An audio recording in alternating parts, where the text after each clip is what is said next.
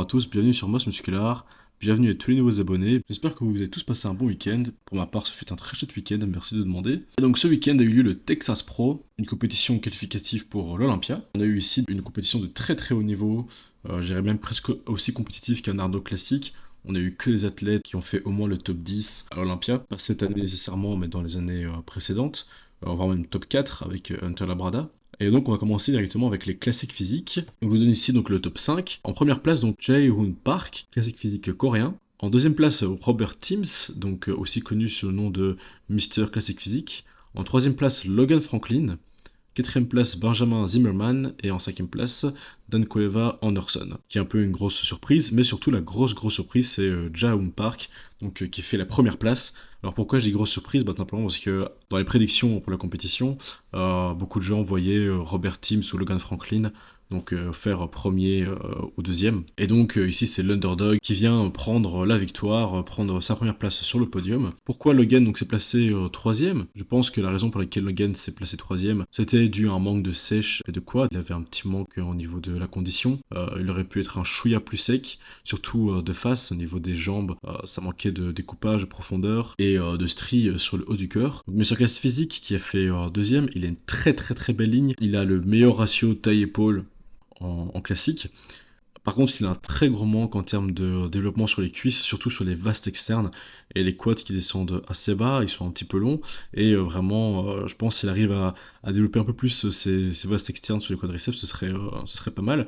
Surtout dans certaines poses, les poses de côté notamment, où vraiment on peut voir que ça manque assez fort de jambes. C'est pour ça qu'il n'a pas fait la première place, parce qu'il a quand même un des bustes les plus impressionnants que j'ai vu pour la KT. Maintenant, voilà, on n'est pas en men's physique, hein, donc ici, les jambes, ça compte, les cuisses, ça compte, malheureusement pas les mollets, pas encore, mais ça viendra peut-être avec le temps, qui sait.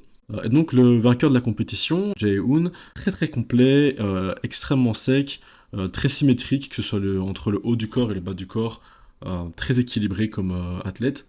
Maintenant, comme il est un peu plus petit, je me demande si l'augmentation des poids pour les athlètes de plus petite taille n'aurait pas aussi aidé et donc rivalisé avec des athlètes de plus grande taille. Jay a déjà participé à Olympia, mais il s'est jamais placé vraiment très haut. Et donc voilà, c'est une bonne chose pour lui. Battre quand même deux athlètes quand même qui ont un niveau. Logan s'était déjà placé dans le top 10. Je pense pareil pour Robert Timms. Je pense que ça montre que Jae-hoon a ce qu'il faut pour battre des athlètes de haut calibre. Ensuite, donc en 212, c'est Keon Pearson qui a arracher la victoire à tout le monde. Keon hyper impressionnant, c'est probablement le meilleur package qu'on ait jamais vu venant de sa part, même encore mieux que quand il était en classique. Ici, ses jambes ont extrêmement bien évolué, ses issues sont vraiment très impressionnants en termes de sèche. Maintenant, il manque un tout petit peu de volume sur les issues.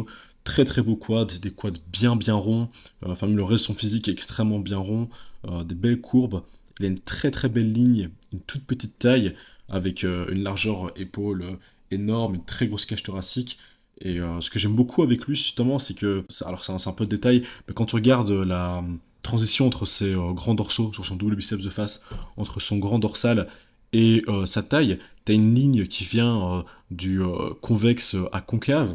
C'est comme une courbe en S, comme ça, et après qui vient épouser donc sa taille. Moi, je trouve ça juste splendide, c'est magnifique. Très peu d'athlètes qui ont un attribut comme celui-là, et clairement, bon bah voilà quoi, il a été béni génétiquement, et donc j'ai vraiment très hâte de le voir à Olympia cette année.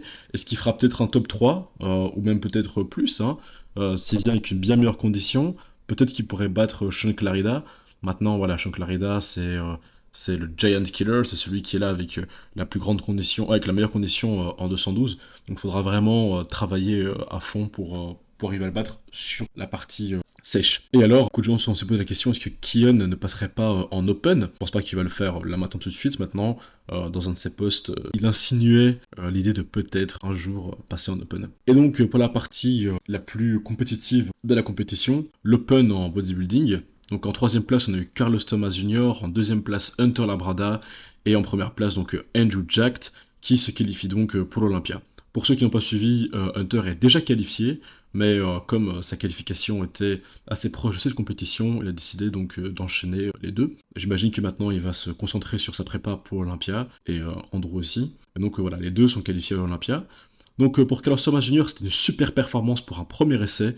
C'est sa première participation donc à une compétition professionnelle et clairement pour une compétition avec un niveau aussi élevé, avec des top Olympia, honnêtement, il a été vraiment performant. Il a quand même fait un top 3 à sa première compétition professionnelle, donc il a des cuisses de fou. Clairement, jamais vu des quadriceps aussi ronds. Pareil, hein, lui aussi, il est très rond au niveau du physique. Il est incroyable de face. Malheureusement, voilà, il manque un petit peu de dos et il manque aussi de détails à l'arrière. Je pense que c'est un peu la même chose qu'il y avait eu avec Hunter un peu avant qu'il arrive vraiment au niveau auquel il est actuellement. Ce qui manquait à Hunter, c'était beaucoup en définition, surtout de dos, étant donné qu'il a les dorsaux très élevés et trapèzes très élevés. Bon, bah, ça manquait de détails, causait un point faible au niveau du dos. Là où il faut combler, c'est avec la condition. Et ici, c'est ce qu'il faudrait faire donc pour Carlos Thomas Jr. C'est fini par arriver donc au même niveau de sèche que un Hunter Labrada, ce serait génial. Maintenant, voilà, c'est quelque chose qui prend aussi beaucoup de temps. Arriver à trouver la recette qui te donne une condition pareille, c'est pas facile à trouver. Ça prend du temps, ça demande de l'expérience à lui et à son préparateur. Donc je pense pas non plus que ce sera dans les prochaines compétitions qu'on le verra écorché. Maintenant, dans les années à venir, je pense que Carlos va vraiment faire des dégâts s'il arrive à petit à petit améliorer ses conditions. Donc Hunter, qui était aussi bien que Tampa, alors on voit qu'il a un petit peu changé sa manière de poser de face, à cause de son pec arraché. Alors ça se voit toujours assez fort, je trouve, sur son double biceps de face. On voit bien que le pec gauche est complètement détaché. Maintenant, on voit aussi sur la spread de face qui essaie de poser d'une certaine manière où il contracte pas trop le pec et où on voit pas trop la déchirure. Mais du coup, ça se voit un peu qu'il force pas trop sur le bras. Et donc, bon, je pense que ça lui fait un peu perdre des points en termes de symétrie. Et c'est probablement ça fait ici prendre la deuxième place, malgré que c'était très serré avec Andrew. Et donc Andrew qui est venu avec son meilleur physique, son dos était dingue ici.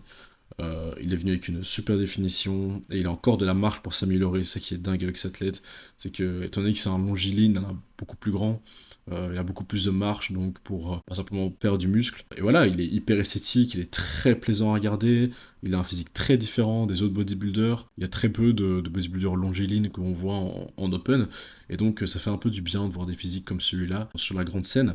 Donc j'ai vraiment très hâte de le voir à Olympia, en espérant qu'il s'améliore encore, parce que lui c'est pareil, hein, c'est un peu comme Samson, entre chaque compétition, le type il évolue. Donc voilà, globalement un physique incroyable. Est-ce qu'il fera peut-être cette année un top 6 à l'Olympia? Ça, bon, c'est un peu trop tôt pour le dire. Ça serait vraiment cool en tout cas de le voir être comparé avec le top du top, et de voir vraiment donc ces physiques l'un à côté de l'autre, vraiment le voir à côté par exemple d'un Adi Chupan, et se dire voilà, entre un gars un peu plus petit, très massif, une petite boule de muscle et un gars un peu plus grand, beaucoup plus esthétique, qui a un look un peu plus classique, qu'est-ce que ça donne?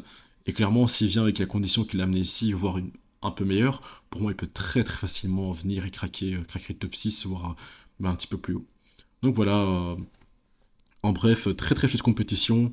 Je suis extrêmement excité pour Olympia cette année parce que là, on a des physiques de plus en plus dingues, des athlètes de plus en plus performants. On voit de plus en plus de vacuum chez les gros athlètes. Donc voilà, c'est cool. Merci d'avoir regardé cette vidéo jusqu'au bout. Pensez à vous abonner, à commenter pour le référencement, à liker la vidéo et à la partager. C'était Karim de Moi Musclar. Merci et à bientôt.